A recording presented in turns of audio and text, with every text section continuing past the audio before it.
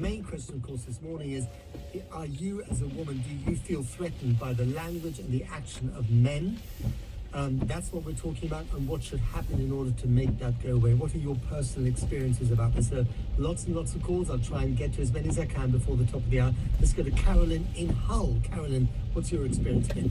Hi, I've been a teacher for the past 14 years, and it's not just men who treat women with disrespect, it's children as well in the classroom. I've experienced abuse, verbal abuse from teenage boys, and so much of what they say is so inappropriate, and it might get taken away for a talk, and then they're like, I apologise. Carolyn, sorry to interrupt you, Carolyn. Your phone is, I think you've got a bit of wind interference. Is there anywhere you can stand to shield your phone a bit from the wind, or maybe cup your hand over part of it? Because I really want to hear what you've got to say, but I think that might be slightly better. So, yeah, that's better. Thank you so much. So you're saying that this is something that you've experienced as a teacher in the classroom with boys? Yeah, regularly. Happens regularly. Boys would be abusive, sexually abusive, ask you questions that I couldn't actually say what they were on here. And how do you deal with that? What's your response to those boys? Well, you have to deal with it as the policy sets out in the school, and quite often now there's nothing that really is done. And I've spoken to parents of some of these boys as well, and they've actually said that the time has done. Okay. Carolyn, I'm sorry, the line is just too bad. We're going to have to leave it there, but I think you've got the gist of what you have to say, and I've been saying it all morning. This doesn't just involve men, it involves boys as well. One should start early on having these conversations. Caroline and Hull, thank you very much for your call. My name is Matt Fry. This is LBC. The time is 12:45. Coming up at 1 on LBC, Majid Noirs. Vigils in honour of Sarah Everard across the country have been cancelled. Is our right to protest in danger? Majid Noirs on LBC. With Sky Broadband Superfast, you get minion-proof Wi-Fi around the home. Whether you're streaming on the sofa, gaming in the bedroom, or swiping in the bathroom. Oh, get down the view! I said swiping. Switch your home to minion-proof Wi-Fi with Sky Broadband Superfast. Sky, believe in better. Requires Sky Broadband Superfast. Sky Fibre areas only. Speed vary by location. External factors may affect speed and coverage. See sky.com. We've bid farewell to the average working day and waved goodbye to the average delivery. So, say hello to filling up on surprises. With a versatile cargo space you can easily fit in some, you've got to be kidding, and 2 whole Euro pallets. The new Caddy Cargo isn't your average van. So, you're ready to deal with a very unaverage future. The new Caddy Cargo, for whatever comes next. Volkswagen Commercial Vehicles. In Germany, the word Wanderlust means a desire to wander. So if you have a desire to get your business into the German and European market, Frankfurt Rhein-Main can help. Frankfurt Rhein-Main are a non-profit government agency that know all the ins and outs of starting a business in Frankfurt. And because most people in Frankfurt speak English, you fit right in. So whether you say willkommen or welcome, find out more at choosefrankfurt.com. See, you won't have to learn to say Freundschaftsbeziehungen after all. Running a successful business comes with many different challenges, but right now the need for good business advice is more important than ever. At Barnes Roof, check your right door mirror here. This is where 2 lanes merge.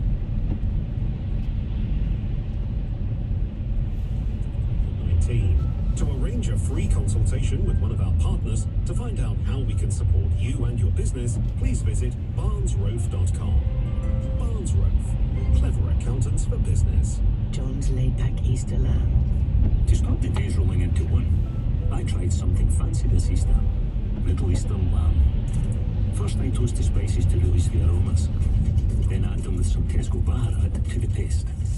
Once the meat caramelizes, it just falls off the bone. And because I do it all the night before, we eat our Sunday morning in bed. Welcome to Bradford. Food Love Stories, brought to you by Tesco. This is another junction where people normally, when they turn, especially from the road on the left where the blue car is, they come through on a red light. So when you do move off, make sure it's safe. And because you're the lead vehicle at these traffic lights and there's nobody in the lane on the right that are turning right, before you do move off, glance in that mirror. It's a common known problem with driving in Bradford, where if a driver finds a lane clear on the right, they will bring their high-speed vehicle into there and they'll cut across you to go ahead. Likewise, opposite you, where the big white van is and where the silver-coloured SUV is, they're going ahead. They've got a lane next to them that turns right. What some drivers do, some drivers will go in the right-hand side lane to go ahead, so they'll cut across. It's something that you must be aware of in Bradford. It's becoming more and more prevalent. As this road is an artery road, it leads up towards the Bradford Royal Infirmary. So it's a road commonly used by the police and by the ambulance service. So be aware.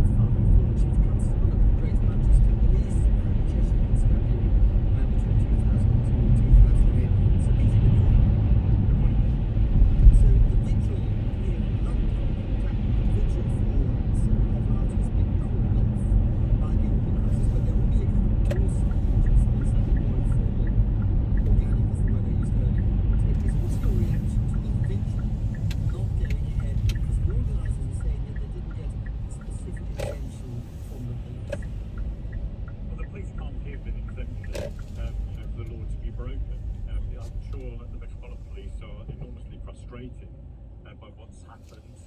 They're obviously dealing with a dreadful tragedy involving Sarah Everard, worse than well, in fact, it's one of their own officers.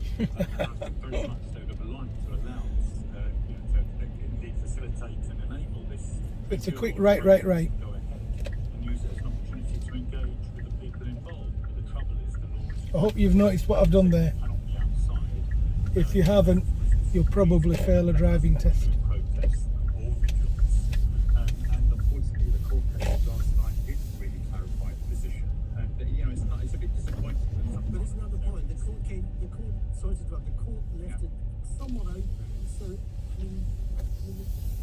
It's a question of interpretation, isn't it? So if could there have been a kind of nudge in the wing from the police saying, you can do this as long as you stick to the right rules, we won't give you big fines. No. That's almost like saying the police can say it's okay. If you didn't see what I did there, rewind it and have a look again. Unfortunately, this legislation was rushed through, perhaps inevitably because of the circumstances. There wasn't any coverage given by the parliamentarians. How it's been linked with the Human Rights Act. Let them cross. He can't see you. It's a very unsatisfactory position. Now, the police can't give a nudge in the wing, as you say. They have to unfortunately say this is what the law says and point out that absolutely if you are organising something, it's a £10,000 fine which is produced by the hotel. So, it's a very difficult position, as I found for the medical officers feel desperate about this. Normally they would go away to try and help the protest to take place. But they just don't early this week. There's always one. There's one already behind me. For not taking more robust action against other protests like Extinction Rebellion and Black Lives. And that horn that you heard, that was this Zephyr or Galaxy horning at the car in front. In Bradford, drivers are very impatient. So it's very important that you're aware of this, and it's also very, very important that you're able to react and adjust your driving accordingly. Protests Commission, which decided, which protests can go ahead, because I'm not sure it's right. Police have to make these sorts of decisions. The police here are not banning a protest or just saying this is what the law says. That's what happens in Northern Ireland. There's a parade station. But the trouble is we are in this pandemic situation. I think the police have called it a number of times for this coronavirus legislation to be clarified. It keeps on changing. There are all sorts of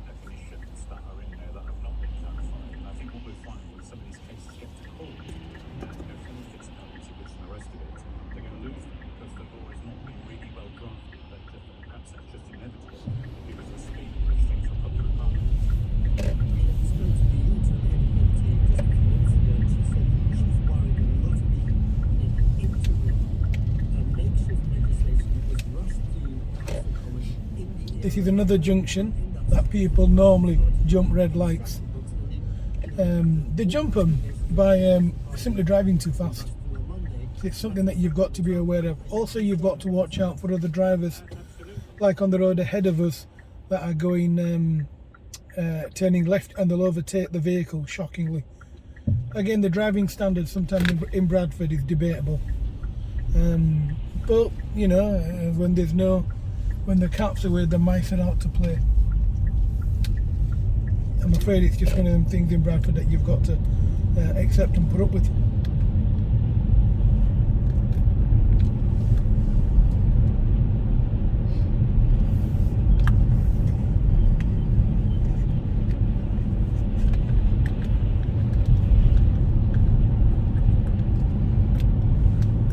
So here you've got a bus lane. The bus lane's not in operation. You're expected to be in that bus lane. Now you can stay out of the bus lane, but if you get undertaken, you'll forfeit your driving test. So I'm driving at a very reasonable speed. What you've got to watch out for are cars in the lane on the right, where this Golf is now, turning into any road on the left. So if you're travelling along this road and he's in the outside lane turning left, you have to be aware that they might push their car in front of you, or they might completely miss you.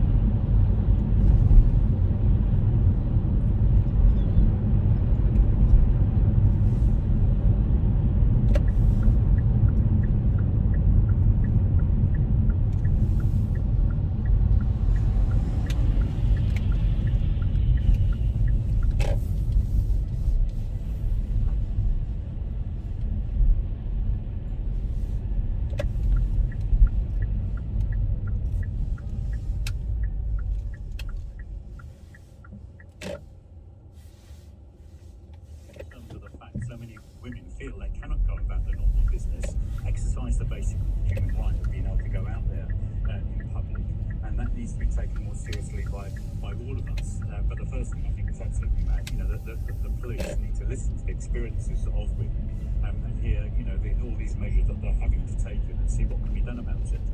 Because you're still getting a lot of anecdotal evidence of police officers just not taking that stuff seriously, not taking those accounts of women seriously.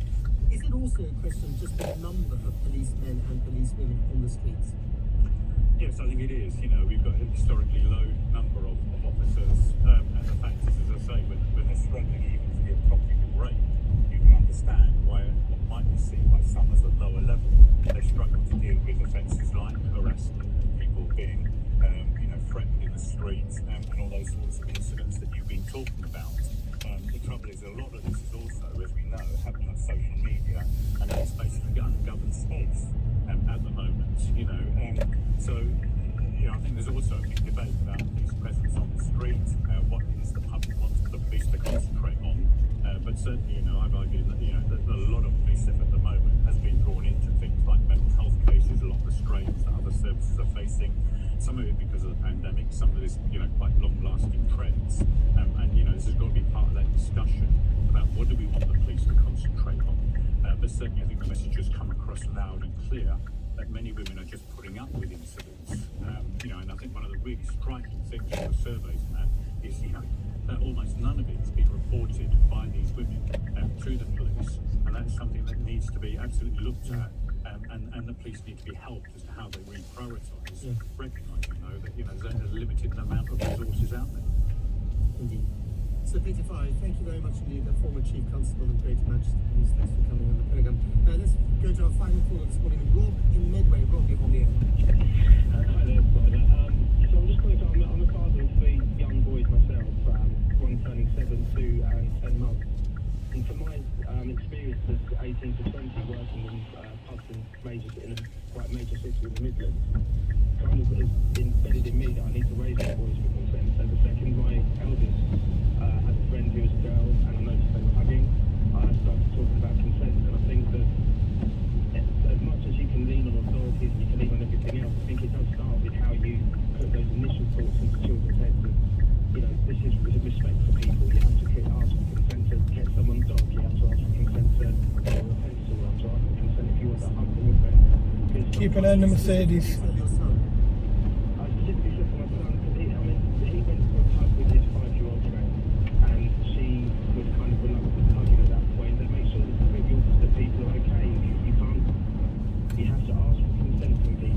watch people going over this line that divides us. Well, you said the right thing to your son, and I'm sorry to cut you short there, Robert. We've run out of time. Robin Midway, thank you very much for calling. Thanks to all of you for calling. Thanks for listening, and we'll do the whole thing again with a different subject, most probably next Saturday. At 4 o'clock, it's David Landy up next. So here, where the white coloured Audi is, the Jeep, and the black coloured BMW ahead of us, that are going to come into the road that we're driving off, as in the junction ahead of us. Half of that road will move, half of it won't.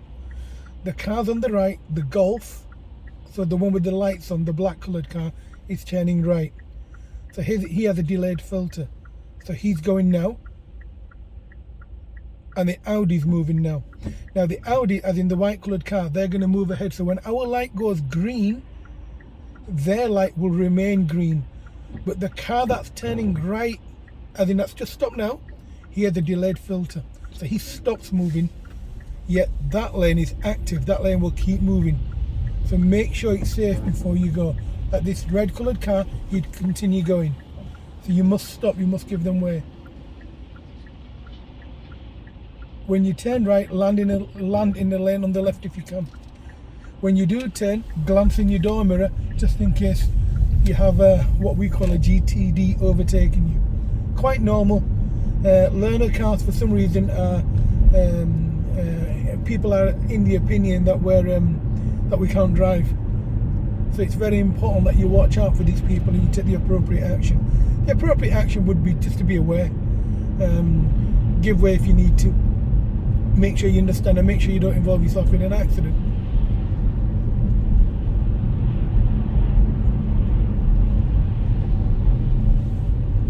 What you must remember is automatic cars, they're much quicker moving off than manual cars.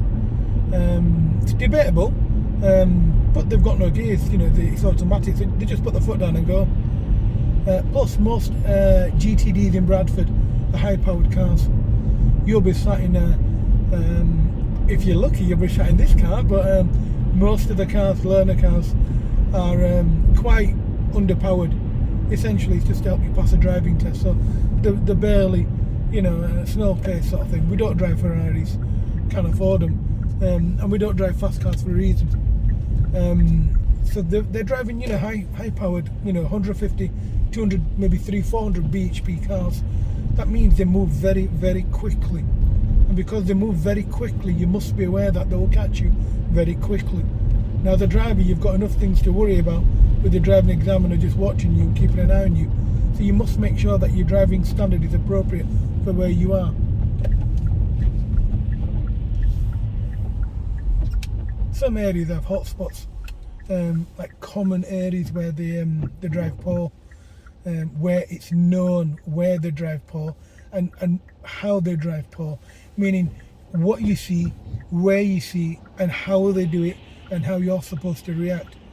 So unfortunately in this area, the little points that I've noted, that I've pointed out to you, is where it all happens.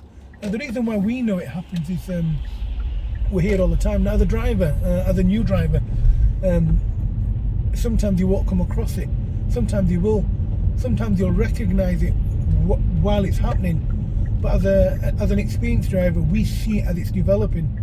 So it's like some roads, like this one here, this roundabout that I'm at now. If I'm turning left here, every car that comes along this road, let's say out of every 100 cars, I would say 90 cars would be turning right and coming up this road. Yeah, so it's like some roads have like where most people normally travel to.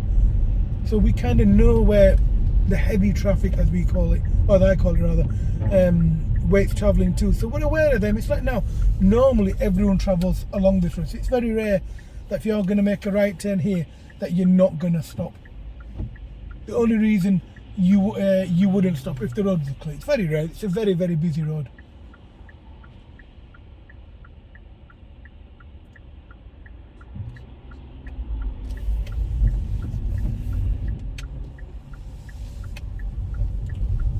And like you'll see that white coloured car that turned right in front of me, And it's a common reason why people fail a driving test.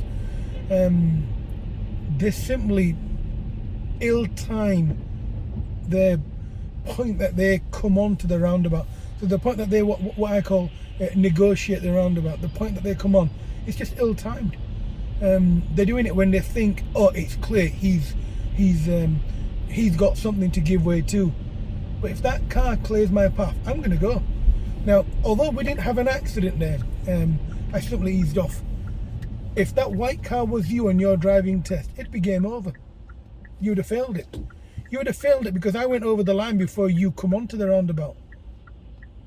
And it's something that you need to be aware of. Now in Bradford, they have hotspots like that on roundabouts, small roundabouts at high density. They move very, very quickly. So you've got to be careful. You've got to make sure that you've stopped if the road isn't clear. And generally, it's like this. See this polo that's just come across now. He's just slid across lanes. In Bradford, it's very, very normal to kind of just blend in and get away with it, and that's what most drivers do. They simply just get away with it. As long as you haven't had the accident, you're fine, sort of thing in Bradford. And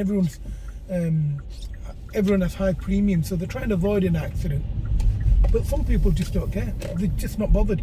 They expect you just to give them way, and it's like, well, sod off, I'm going to do it, and that's it. What you're going to do. So eventually, they either have an accident, or they have an accident, and it's prevalent in Bradford what cars have accidents and why, and roundabouts are, for some strange reason in Bradford, interesting. Nobody stops at them. They're all just going and going. They're just driving and driving, and nobody actually stops.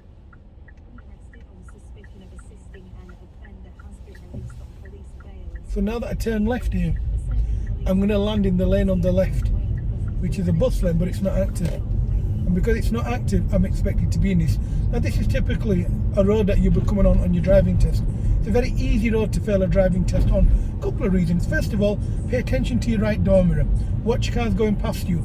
Also look at cars that come to the end of this road that join onto this bus lane, because sometimes they overshoot the line, like this Mercedes now. So now I'm going to change lane because I'm going to go ahead. So I check my mirrors, put my signal on, check my right blind spot. It looks clear. I'm gently going to come across. Now I can see the bus at the roundabout, and I can also see this Audi parked here. Now look in my left door mirror. I'm looking out for any cars that are going to undertake me or turning left. Now there's no car in my left. I'm watching what this person's doing. She's going ahead, and so on. And now I'll very gently go back into the lane on the left. Now the car behind me tried undertaking me, yet I'm travelling at 28 miles an hour. This one on my right. And you'll see him go past me any second now. There we are. Now if I didn't move into the lane on the left, he would have undertaken me, and that I would have forfeited my driving test. Essentially, Bradford, nobody travels. Nobody travels less than 30. It's rare. And it annoys you. It's very frustrating when you're trying to teach somebody to drive and you notice this.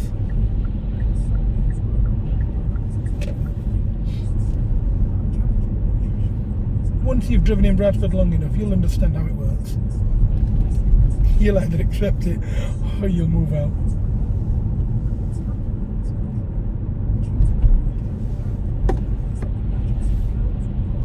With little to no scrutiny by the government.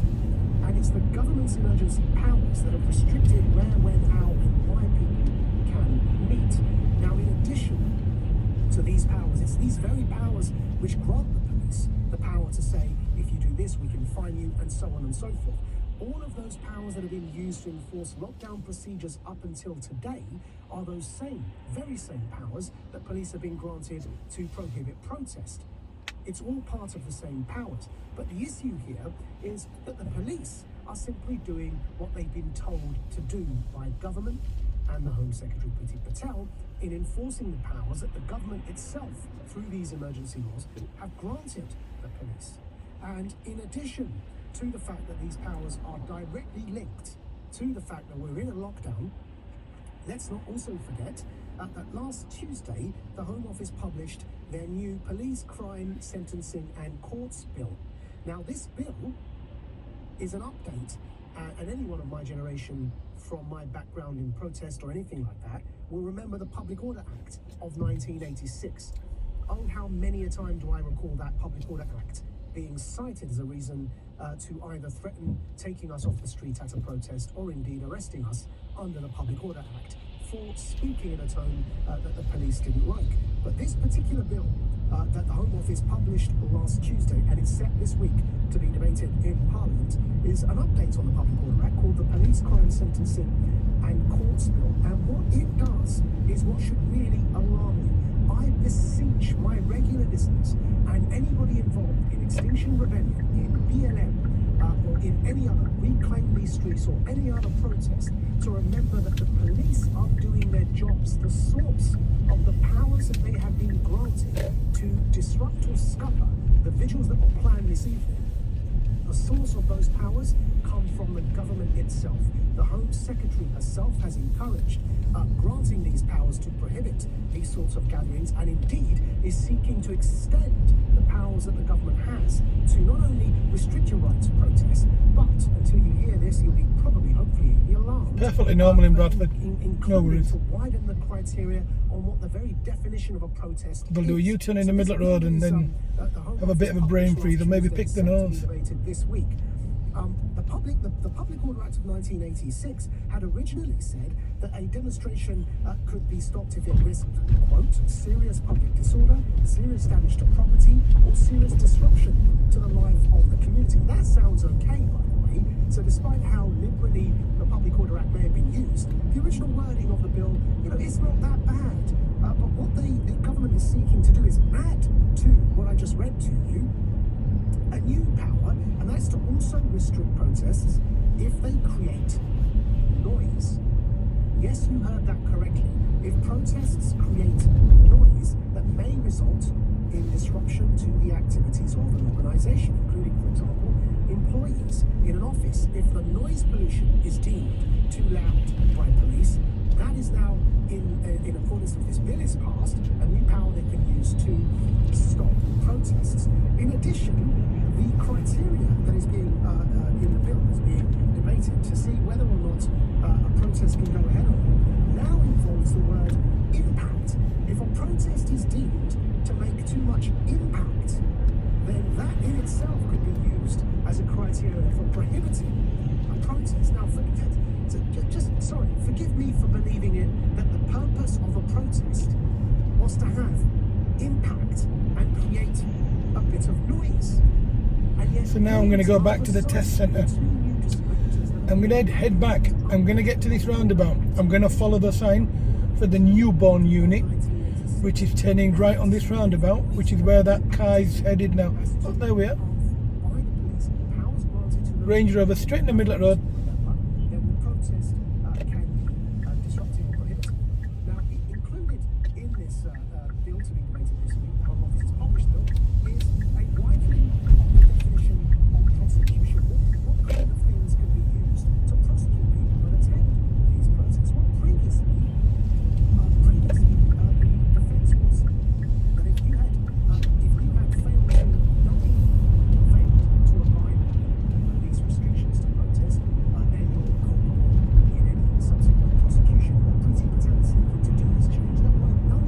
Now the newborn unit would be turning left at these traffic lights here. And it's signposted. I'm now following the road ahead.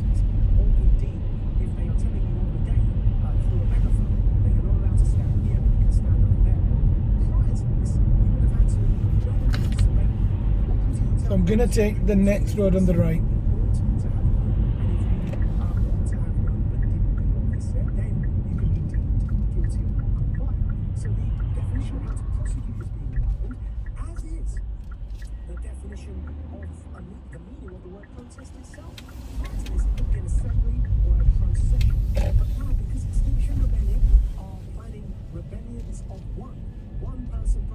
I'm watching people emerging from the side roads.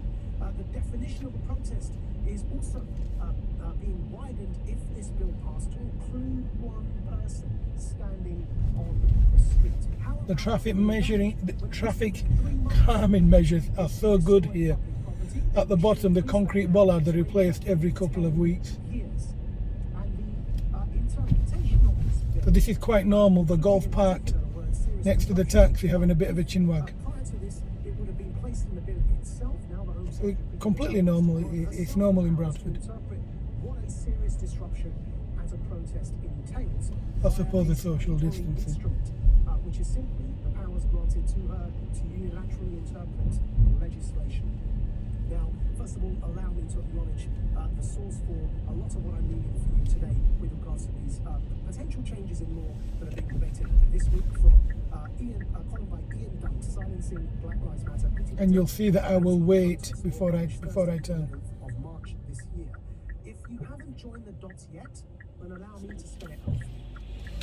Under lockdown, where already free speech and cancel culture is deemed to be running out of control and people are worried about not being able to speak their minds, where for the first time in the history of mankind, humankind, I should say, on the planet, the world has locked down together at the same time and put everybody in an effective form of house arrest, where